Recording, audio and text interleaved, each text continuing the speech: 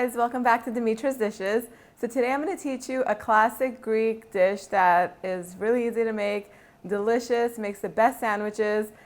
I'm teaching you how to make gyro meat today. Some people call it gyro, like up in New York where my hometown is, but traditionally it's called gyro. That's the proper way to say this. It's very easy to make. It's almost like a meatloaf that's baked in the oven, and then we slice it very thin and make the most delicious sandwiches with tomato, onion, and Tzaztiki sauce. We're going to get started so we can make the sandwich as soon as possible. I have my oven preheated to 325 degrees.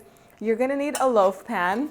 And this is, I believe it's like a 9 by 5 inch. So I'll be really specific on the size of the loaf pan in the recipe, which is going to be in the description box down below.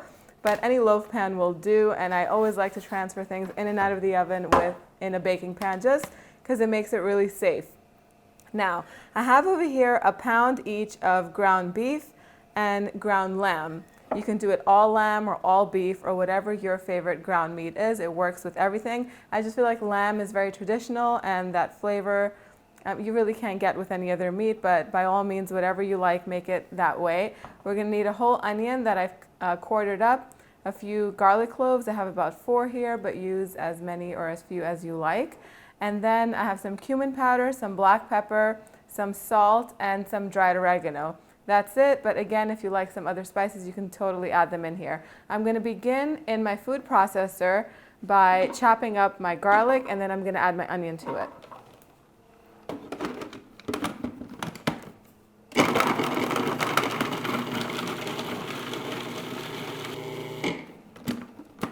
Once the onion is all chopped up really nice and fine, I'm going to add my meat to it, and we're going to puree it until it's really nice and pretty much pureed.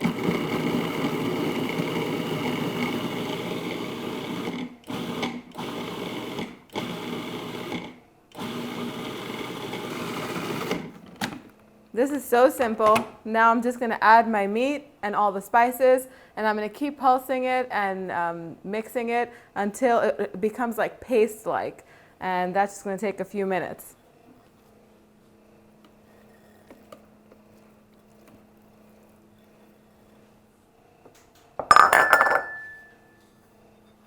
Now, if you don't have a food processor, you can do this in a stand mixer. It won't be exactly the same like a KitchenAid or something like that, and just keep mixing it with, not the dough hook, the paddle attachment, and it'll pretty much combine it well enough where it'll work. But I feel like the food processor works best because it makes it almost like a paste, and that's what you're going to be looking for.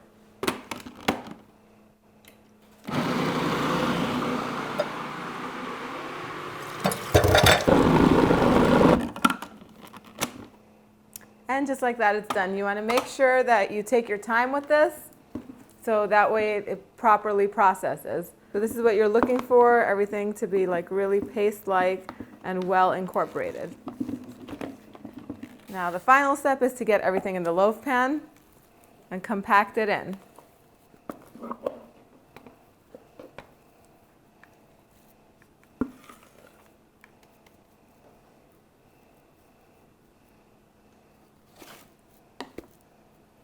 Go ahead and use your hands.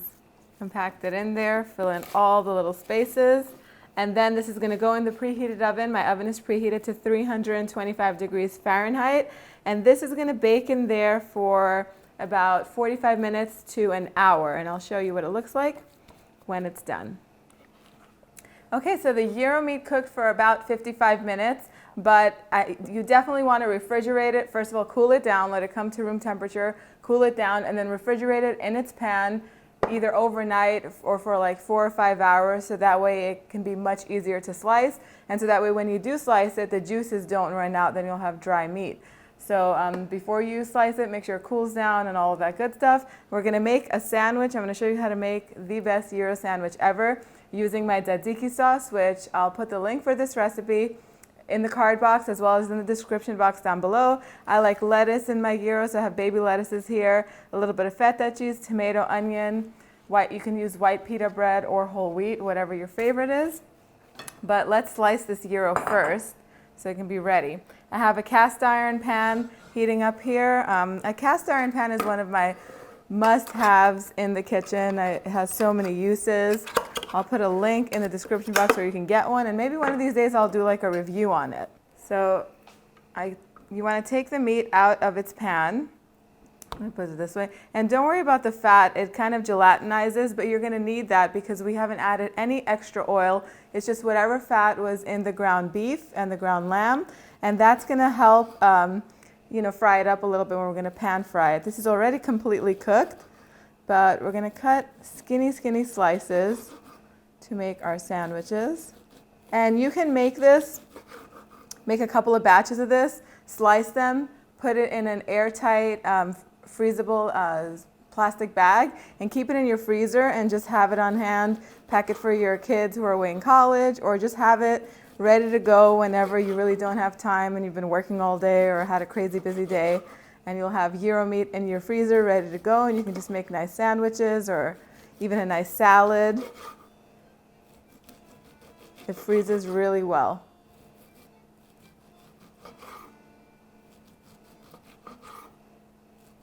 Now if you cut it while it's still hot, it'll be so dry you won't be able to eat it.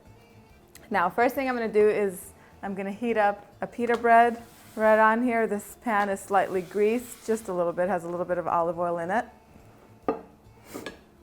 And see, one little loaf makes a whole bunch. It makes a lot. I would say you get like 6 to 7 sandwiches, really good sized sandwich portions out of this one loaf. Maybe even more. So I'm going to put my pita bread on there, some lettuce, and then I'll warm up maybe 4 slices or so of the gyro meat.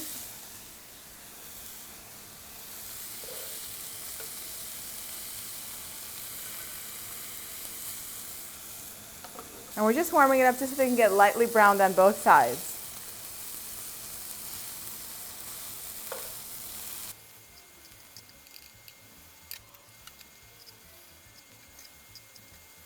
And I'm just going to cut this up right here in the pan. I don't think I have any room on my cutting board to cut it up. Just cut it into big slices. Just like that. On top of my lettuce right here, I'll put a few slices of onions, some nice, beautiful slices of tomato, my Tzaztiki sauce. You can't have gyro without Tzaztiki sauce. And then I also like to put some feta cheese, crumbles, just a little bit.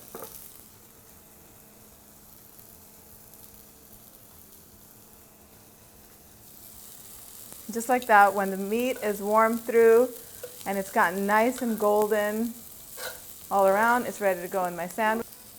Smells incredible in here. Look at that.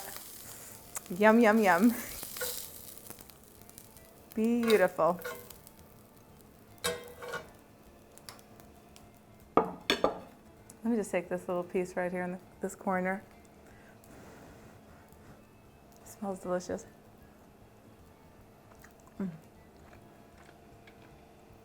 You've got to make this.